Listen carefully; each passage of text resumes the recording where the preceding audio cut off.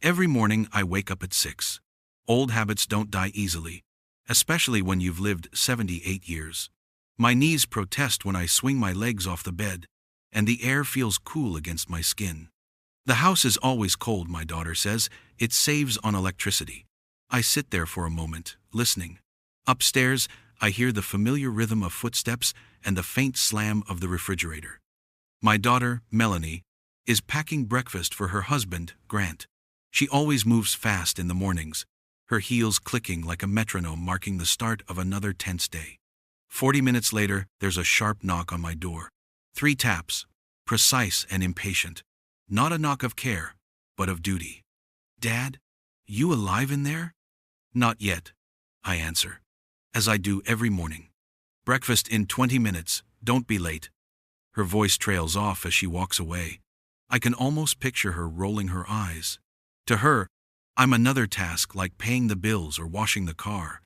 I pull myself up and stretch, bones cracking like dry branches. The room I sleep in was once a guest room, remodeled when I moved in 5 years ago. That's what Melanie calls it, moved in. As if I were a visitor.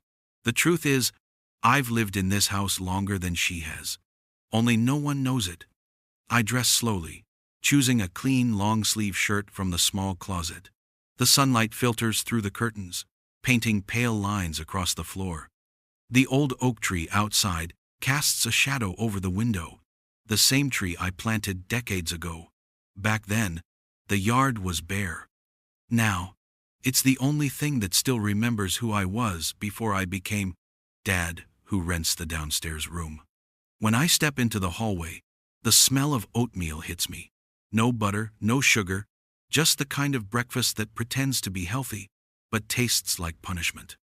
Grant is already sitting at the table, his tie perfectly knotted, eyes glued to his tablet. He barely acknowledges me. I take my seat across from him, the same spot every morning.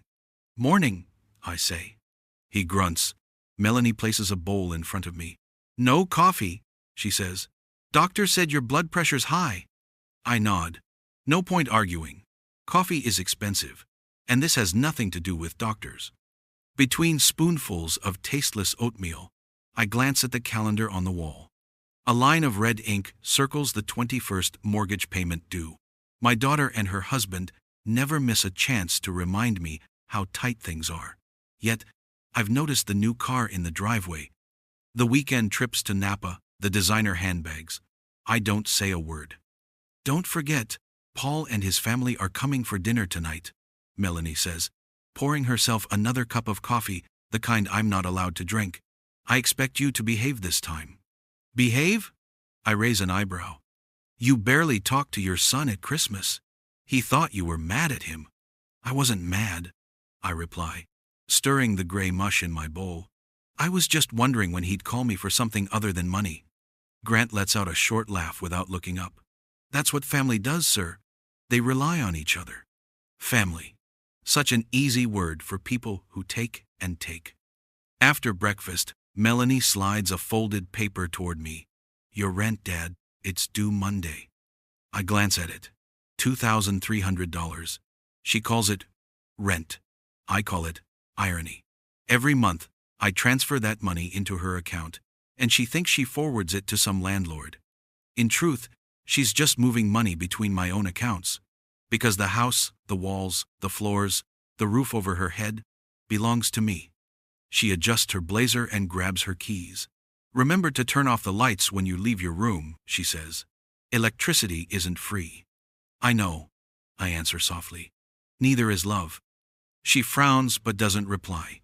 Grant follows her out, muttering something about client calls. The door closes, and silence fills the house. I sit there, alone with my half-finished oatmeal, staring at the sunlight pooling across the table. For a long moment, I just breathe. Then I look up at the ceiling and whisper, "You'd laugh at all this, wouldn't you, Linda?" My late wife's picture hangs above the mantel. She had the kind of smile that could soften even the hardest days. She used to say, "Robert, you worry too much about what others think." Maybe she was right. But if she saw how our daughter treats me now, charging me rent in my own house, she'd be heartbroken. I rinse my bowl, dry it carefully, and return to my room. On the small desk sits a wooden box filled with old papers, bank statements, property deeds, and one very particular document I've kept hidden for 20 years. I run my hand over it but don't open it. Not yet. Outside, the ocean wind moves through the palms, carrying the faint sound of waves. Somewhere in the distance, a new day begins for everyone else. For me, it feels like an old one refusing to end. Tomorrow, I tell myself, things might change. But deep down, I already know the truth. Tomorrow is when the story really begins. I've learned that silence can keep you safe. It hides the truth, shields you from the greed of others, and lets you move through life unseen. For 20 years, I've carried a secret heavier than any tool I ever held during my 45 years as an engineer. It all began in 2004. I was still working at Pacific Dynamics, a manufacturing plant near San Jose. That year, a pressure valve I designed prevented what could have been a deadly explosion in one of our facilities. The company wanted to hush the incident, but a legal team later proved that my design had saved lives. Instead of letting them take credit, I filed for the patent myself. The payout came quietly, a settlement and royalty agreement worth $2.4 million. I remember the day the check arrived. Linda sat beside me on the porch of our little house in Los Gatos, holding a cup of coffee. "Robert," she said softly, "don't tell the kids. Money like that changes people." She was right. Even then, our daughter Melanie and our son Paul had learned to measure love in dollars. Every holiday ended with a request. "Dad, can you help with tuition?" Or, "Dad, we're short on the mortgage." I helped when I could, but every time I gave, they asked for more. Linda saw what it was doing to me, the quiet resentment, the exhaustion of being useful only as long as I had money in my pocket. When she passed away in 2007, the silence in the house was unbearable. I remember sitting in the living room, surrounded by sympathy cards, thinking how everyone said, "You're lucky to have children." I didn't feel lucky. Within weeks, Melanie began asking about the life insurance. Paul called about a promising restaurant venture. Neither asked how I was sleeping. So I made a decision that night. I went to the bank, moved most of the money into a private account, and created a trust, Caldwell Technical Holdings LLC. I didn't want the government, creditors, or my own children tracing it. To the world, it looked like a small firm holding residual patents. To me, it was a fortress. A year later, I drove down the California coast to Monterey. Linda had always loved this town. The sound of the ocean, the smell of pine and salt in the air. I stood in front of a for sale sign on a 3-story home overlooking the bay. $620,000. I bought it on the spot under the trust's name. When the agent asked what I wanted to do with it, I said, "Rent it out." That was the plan. But months passed, and I realized I didn't want strangers in Linda's dream home. So when Melanie called, complaining that her lease in San Jose was expiring, I saw an opportunity. "There's a house in Monterey," I told her. "The owner's looking for tenants, reasonable rent." She jumped at it. I watched her excitement when she toured the place, unaware that the man she called Dad was also the landlord. I let her sign a lease. I paid the property taxes quietly every year. To her, it was a new start. To me, it was a way to stay close without losing everything. At first, it worked. I visited often, fixed the porch lights, replaced the roof tiles when the winter storms came. But slowly, things shifted. When her husband Grant entered the picture, the warmth in her voice cooled. They began managing the house like it belonged to them, painting, redecorating, calling it our home. Then one day, Melanie said, "Dad, you should move in with us. You're getting older. It's safer here." I agreed, knowing full well the irony. I moved into the ground floor suite. I designed myself years before paying rent each month to my own daughter. Sometimes, I wonder when things truly changed. Maybe it was when she started keeping track of the grocery bills, dividing every expense by 3. Maybe it was when Grant began referring to me as the tenant downstairs. Whatever the moment, I didn't see it clearly until much later, the day she told me to pay more, or leave. Now, when I sit by the window at dawn, I often think about Linda. I wonder what she'd say if she saw what became of us. She was gentle, but never naive. She would have seen the warning signs. "You can't build love on money, Robert," she used to tell me. "It crumbles faster than sand in the tide." I trace her words in my mind each night, as I fall asleep in this room that used to be mine, in a house that carries my name in secret. Sometimes I dream of telling Melanie everything, showing her the deed, the trust documents, the bank statements, watching the truth light up her face like a storm. But I always stop myself, because I know what would follow: anger, greed, and blame. Still, lately the temptation grows stronger. Every sneer, every bill she slides across the table, every reminder that I'm lucky to live here, brings me closer to the edge. And somewhere deep down, I feel Linda's voice fading, replaced by another whisper, my own. Maybe it's time they finally knew. The next week began like all the others, quiet resentment disguised as routine. I'd wake to the sound of Grant's voice echoing down the hallway as he took conference calls before breakfast. The man talked about market downturns and client retention, but all I ever heard was panic. Melanie's laughter used to fill this house. Now only Grant's frustrated sighs did. One Tuesday morning, as I was fixing a loose wire on the porch light, I heard them arguing in the kitchen. Their voices carried easily through the thin walls. "We can't keep bleeding money, Melanie," Grant said. "Do you realize how much we're spending every month? Mortgage, insurance, groceries, and your father barely pays his share." "He pays rent," she shot back. "And he's family." Grant's tone hardened. "Then maybe family should come with limits. He's got to be using more power down there. The electric bill's up almost $200. I tightened the screwdriver slowly, pretending not to hear. It wasn't the first time Grant had accused me of driving up their bills. Last month, he claimed I ran the heater too much.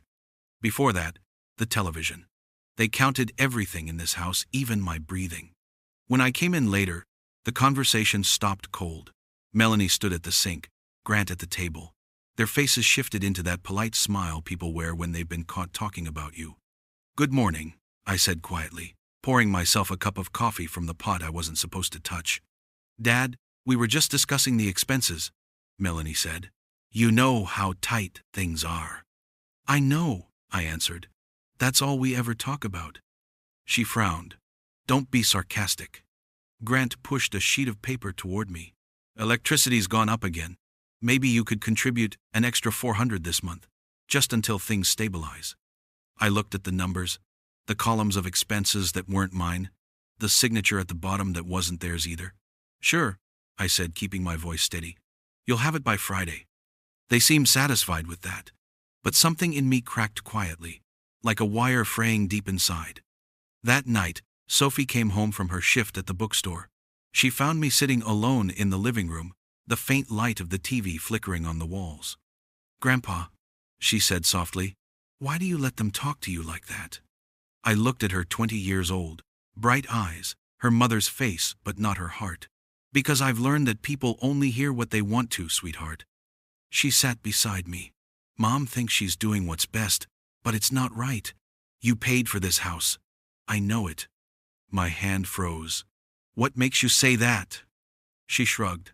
"Little things. You know too much about the wiring, the plumbing. You fix everything without checking manuals. I've never seen a tenant who knew where the circuit panel was." I chuckled quietly. "Smart girl." She smiled, but her eyes held sadness. "If Mom knew, it would change everything." "Oh, it would change something," I murmured. "But not the way you think." After she went upstairs, I sat in the silence, staring at the framed photo of Linda on the mantel. I whispered, "She's the only one who still sees me, isn't she, Lynn?" The next day, as if fate wanted to test me, our neighbor, Mr. Harrison, waved from across the fence. "Morning, Robert. Did you hear? Property prices around here are shooting up. The Carsons just sold their place $1.8 million. Can you believe that?" I smiled faintly. "Good for them." He leaned on the fence. "You should tell your daughter to sell. This neighborhood's gold right now."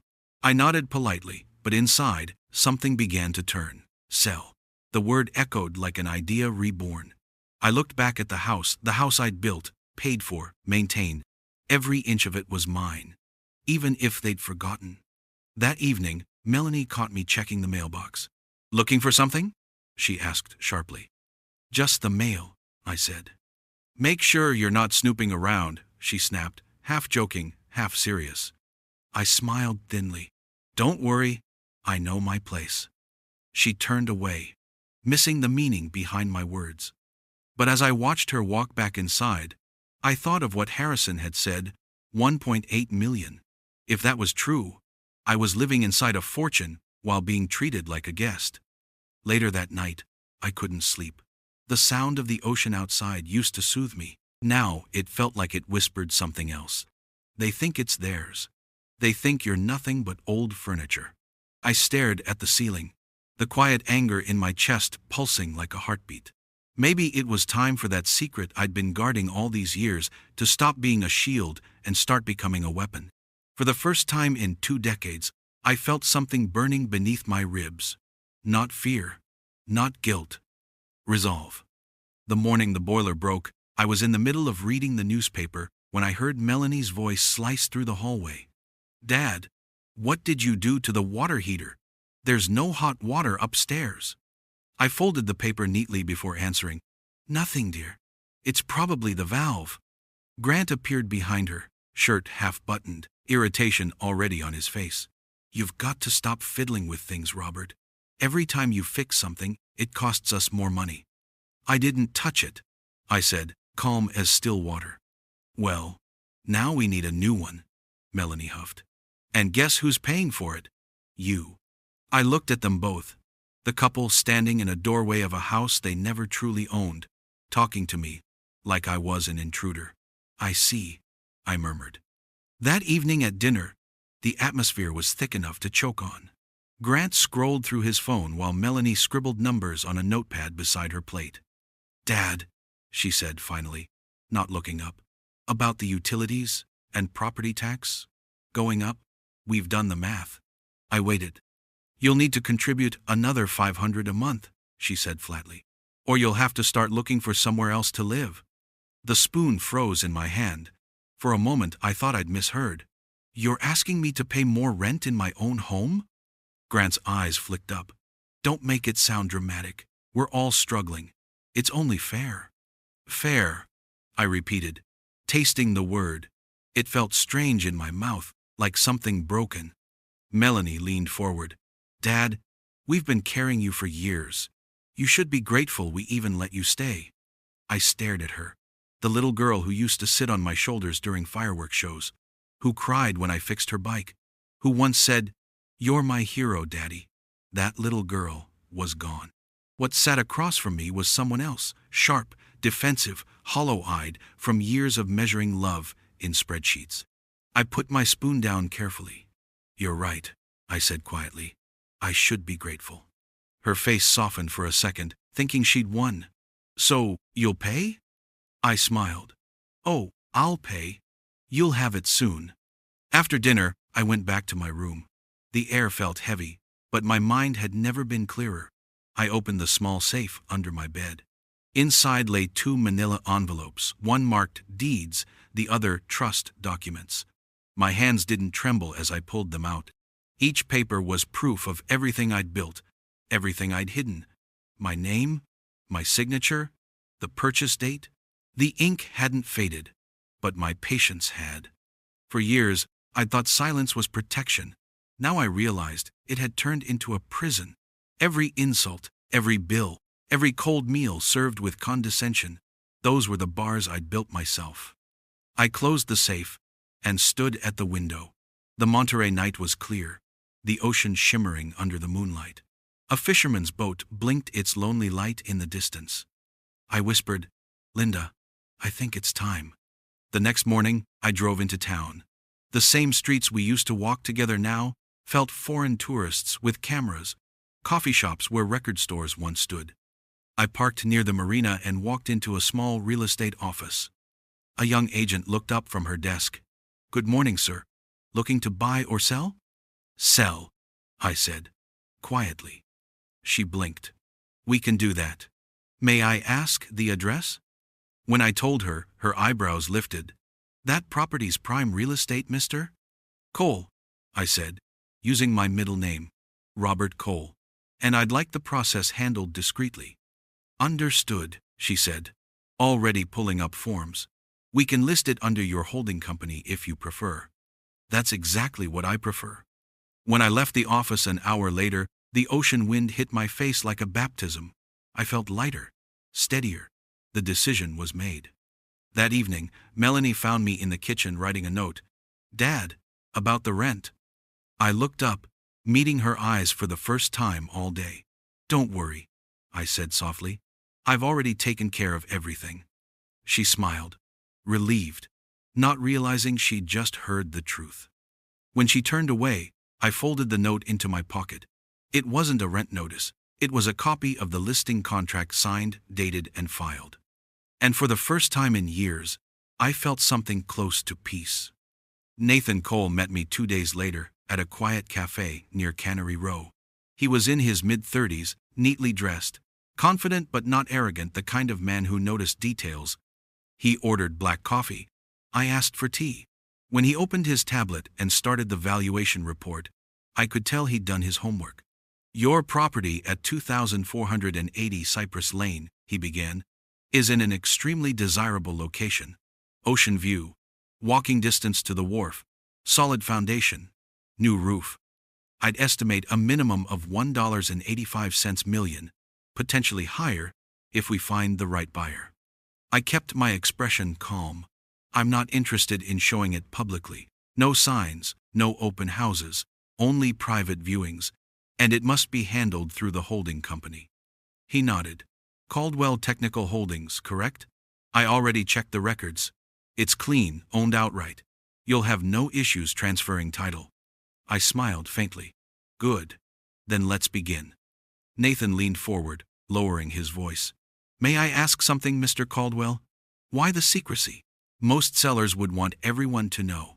I looked out the cafe window toward the sea, the waves glowing under a late morning Sunday.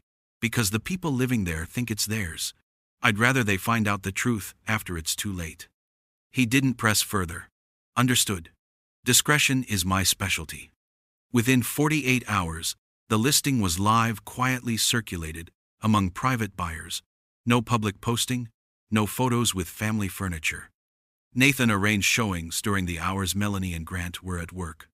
He parked 2 blocks away, entered through the back gate I'd repaired years ago, and guided clients through what they believed was an investment property owned by a trust. Meanwhile, life at home went on as if nothing had changed. Melanie complained about taxes. Grant argued about his failing contracts. Every night, they sat upstairs discussing expenses while I listened from below, feeling strangely detached, as though I were already gone. On Thursday, Melanie cornered me in the kitchen. Dad, we need to talk. Grant's firm lost another client. We might need to tighten things even more. I looked up from my newspaper. How much tighter can you make it? You already charge me rent in my own house. Her eyes narrowed. You're being dramatic again. Am I? I folded the paper and stood. You've asked me for more every month. Told me what I can eat, when I can shower, even how much light I'm allowed to use. And still, you act like I owe you something. She crossed her arms. Don't start, Dad. You should be grateful we let you stay. That word again, grateful. It sat heavy on my chest, but I only smiled. You'll get what's coming soon, Melanie. She frowned. What's that supposed to mean? Nothing, I said. Just an observation. That afternoon, I met Nathan again. He'd found 3 potential buyers, all serious. One couple from Seattle was particularly interested. They made a cash offer, Nathan said, showing me the contract. $1.92 million. They want to close fast, 2 weeks maximum. I studied the paper. Every figure, every clause. 2 weeks, I repeated. That's fine. Do you want me to notify the tenants? Not yet, I said, cutting him off. Not until the deal is signed and recorded. He nodded slowly. You're playing this close to the chest. You'd understand if you knew the whole story. The next few days passed in a blur. The buyers returned for inspections. Nathan coordinated everything quietly. No one upstairs suspected a thing. The house had always been mine, and moving through it, while pretending otherwise, felt strangely exhilarating, like walking through a secret tunnel beneath your own past. I fixed a squeaky door handle one afternoon and thought about Linda. I imagined her standing in the doorway, arms crossed, smiling the way she used to when I came home from work. "You always were a planner, Robert," she would have said. "Always a step ahead." The inspection came back flawless. The sale was approved. I signed the documents that Friday morning at Nathan's office, the pen gliding smoothly across the line that separated past from future. When it was done, Nathan extended his hand. "Congratulations, Mr. Caldwell. You've just made one of the cleanest private sales I've ever handled." I shook his hand firmly. "Thank you. Keep the buyers anonymous until recording. I'll handle the rest." As I drove back toward Cypress Lane, the afternoon sun reflected on the windshield, blinding for a moment. When the light cleared, I could see the house, the balcony, the roses Linda planted, the very roof I'd replaced myself. It looked peaceful, unaware that its story had already changed hands. That evening, Sophie came downstairs. "Grandpa, are you packing?" she asked, noticing the open suitcase on my bed. I smiled gently. "Just sorting old things. Memories don't like dust." She frowned. "You're not leaving, are you?" I reached out and brushed a strand of hair from her face. "I'll never leave you, sweetheart. You'll always know where to find me." She didn't understand. Not yet. But one day, when she did, she'd see this wasn't about revenge. It was about freedom. When she left, I zipped the suitcase shut and sat on the edge of the bed, listening to the ocean outside. Somewhere upstairs, Melanie was laughing at something on television. She had no idea that within a week, the locks would change, the papers would be filed, and the house she called hers would belong to strangers. I leaned back, whispering to the quiet room, "You wanted me gone, Melanie. You'll get your wish." The tide rolled in, steady and cold. For the first time in years, I slept soundly. 1 week later, it happened. I was sitting on the back porch, drinking tea, when I heard tires screech outside. Melanie's car pulled into the driveway so fast the gravel scattered like rain. She slammed the door and ran toward me, her face red, hair disheveled, eyes wide with panic. "Dad!" she shouted. "What did you do? What is this?" She waved a letter in my face, the official notice to vacate from the escrow company. The paper trembled in her hand. "Some man named Nathan Cole came to the door," she continued, her voice breaking. "He said the house was sold. Sold, Dad, and we have 30 days to get out." I looked at her quietly, my teacup still in my hand. "Ah," I said softly. "So, you've met Nathan?" "Don't play games with me," she screamed. "What is going on? You can't sell this house. It's under the landlord's name, Caldwell Technical Holdings or something." "Or something," I repeated. "That's mine." Her face froze. For a second, she didn't blink, didn't breathe. The color drained from her cheeks as the realization began to settle. "What do you mean? Yours?" I stood, setting the cup on the porch rail. "I mean exactly what I said. I bought this house in 2005, with money from my work, from a patent settlement you knew nothing about.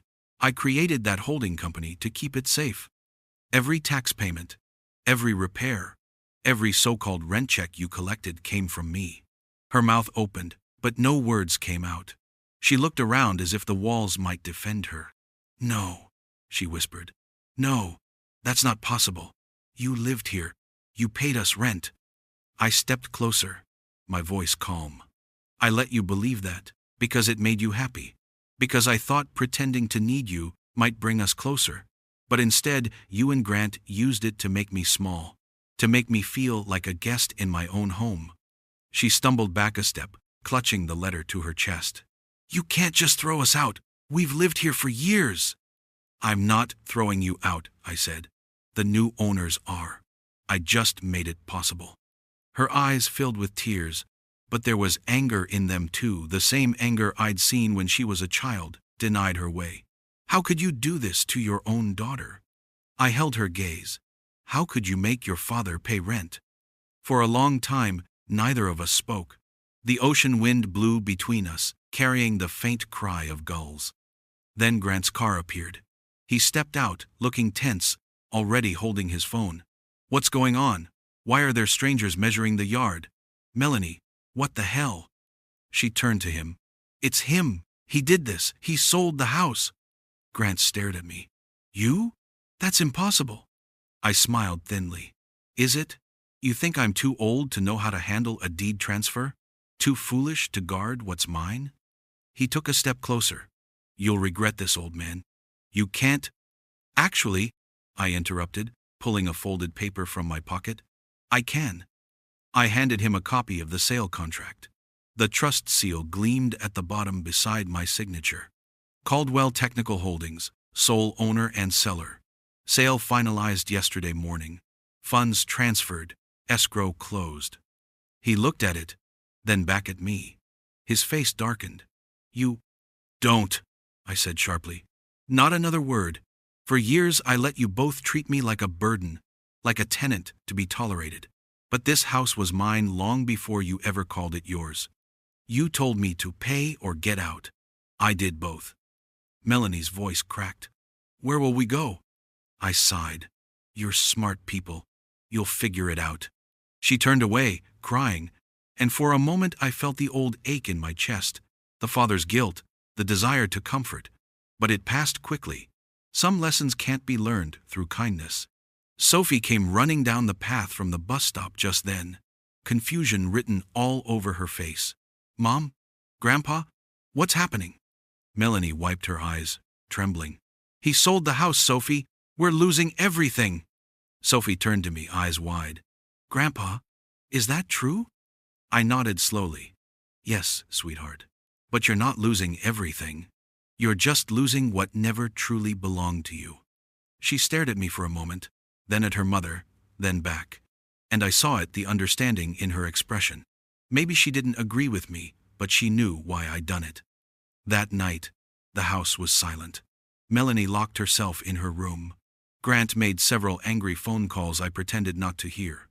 I packed quietly, one drawer at a time, folding shirts Linda once ironed, tucking away photos, small keepsakes, the smell of salt air that had followed me for 2 decades. Before bed, I walked through the living room one last time. I ran my hand across the wooden frame of the window, the one Linda loved for its view of the sea. I whispered to the empty room, It's done, Lynn. They know now. The next morning, when the movers arrived, the sunrise painted the sky gold over the water. I didn't look back as I handed them the key. Behind me, I could hear Melanie crying in the driveway, her voice small, desperate. Dad, please. But I kept walking. Some doors don't close because of anger. They close because you've finally learned what peace costs. And sometimes, it costs everything you once called home. The house I moved into sat on a quiet street in Carmel by the sea, about 15 minutes south of Monterey.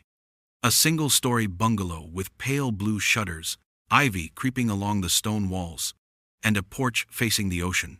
It wasn't large, but it felt like mine, truly mine in a way the big house never had. No footsteps above me, no raised voices through the walls, only the steady sound of waves and the cry of distant gulls. When the movers finished unloading, I stood among the boxes and breathed deeply. The air here smelled different, cleaner, saltier, free. I didn't feel 78 that day. I felt reborn. That first week alone, I rediscovered silence. I made coffee whenever I wanted, opened all the lights without hearing a complaint about electricity. I watched the news at full volume, cooked with real butter, and left dishes in the sink overnight just because I could. Freedom, I learned, didn't always look dramatic. Sometimes, it was just the absence of someone else's rules. Then came the calls. The first one from Melanie arrived 3 days after I'd left. I let it ring out. She called again the next day, then 10 more times. Finally, on the 11th call, I picked up. Dad, she began, her voice raw. I can't believe you do this. We're your family.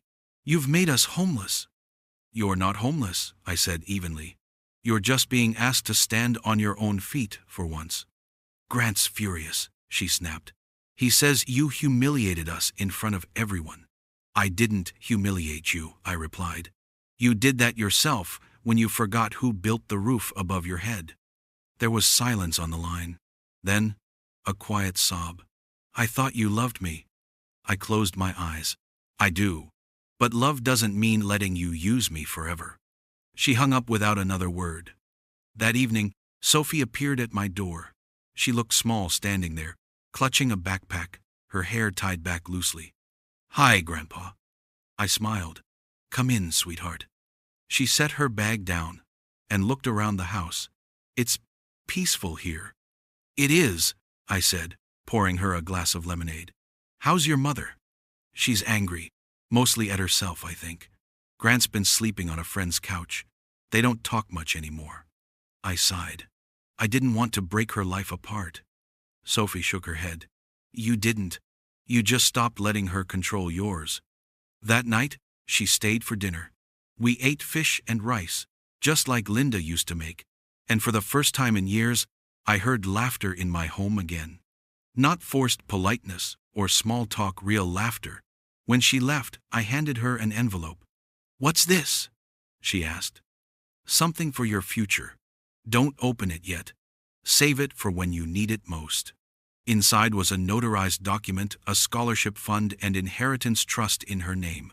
$500,000, reserved for education and whatever life she wanted to build.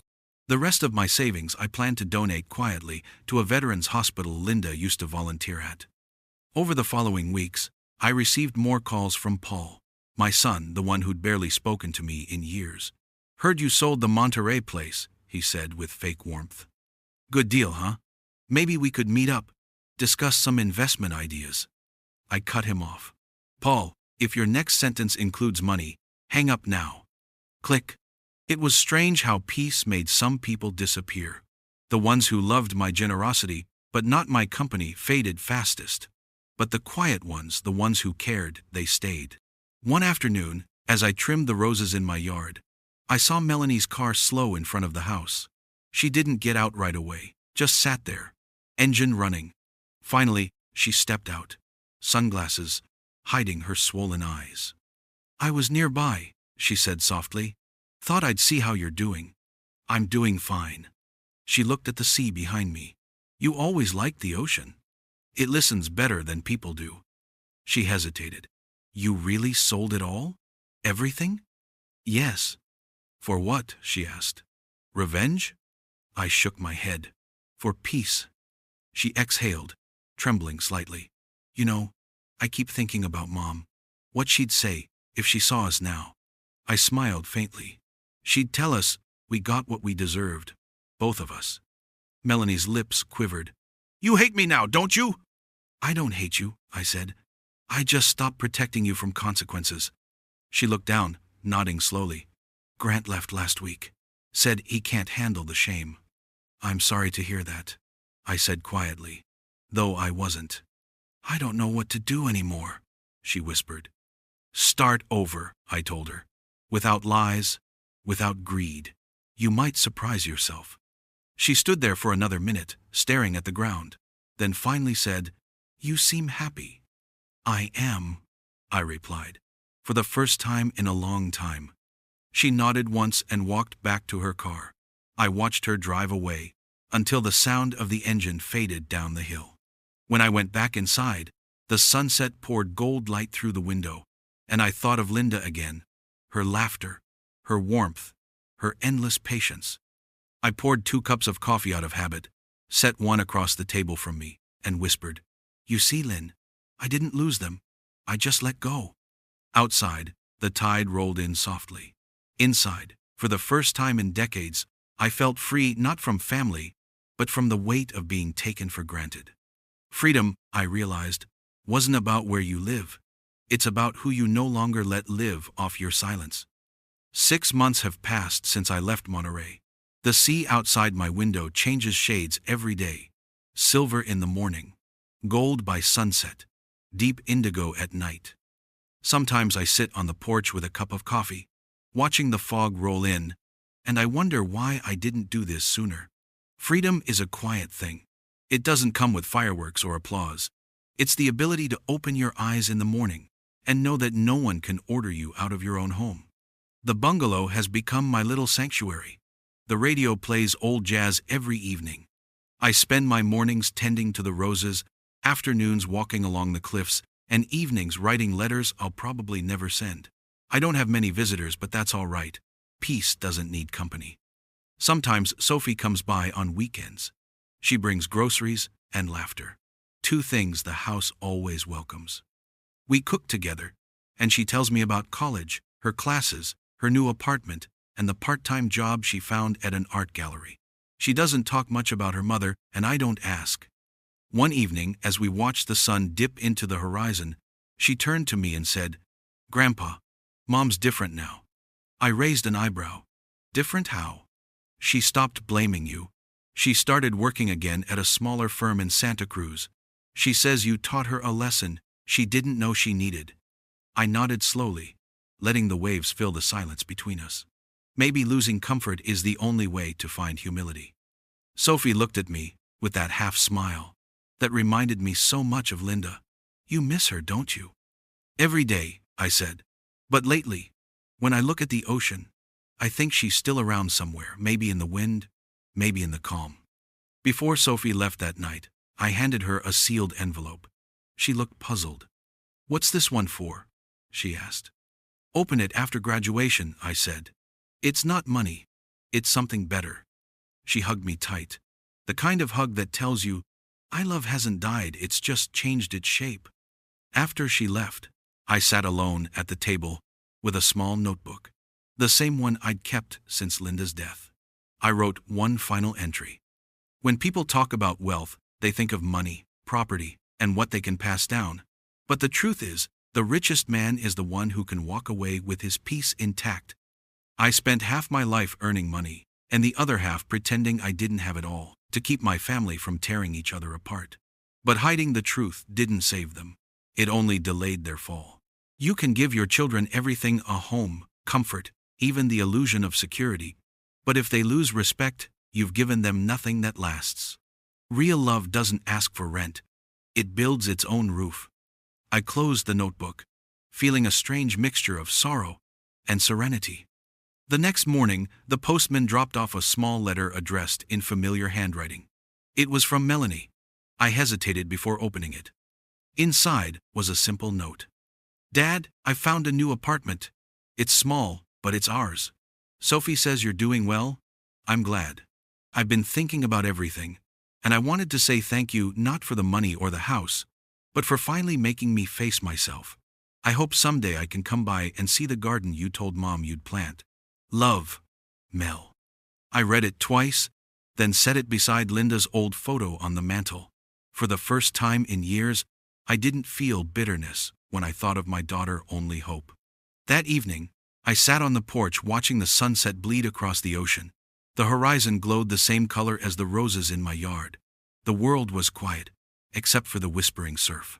I thought of how easily life can twist, how pride and entitlement can turn love sour, and how truth, though painful, can still heal what deceit destroys. As the sky darkened, I whispered to the wind, "You were right, Linda. It wasn't about the money. It never was." I took one last sip of coffee, warm and bitter, and smiled. The bitterness didn't bother me anymore. It was honest, like the life I'd finally chosen. In the end, I learned something that took me 78 years to understand. You can rebuild a house, you can rebuild a fortune, but you can't rebuild self-respect once you've sold it away. And sometimes, the greatest act of love is not what you give, but what you refuse to give anymore. Moral lesson: true peace isn't earned through wealth or revenge. It's earned the moment you choose dignity over dependence, honesty over comfort, and freedom over fear. As the last light faded, I looked toward the horizon and whispered, "Good night, Lynn. The house is gone, but I'm finally home."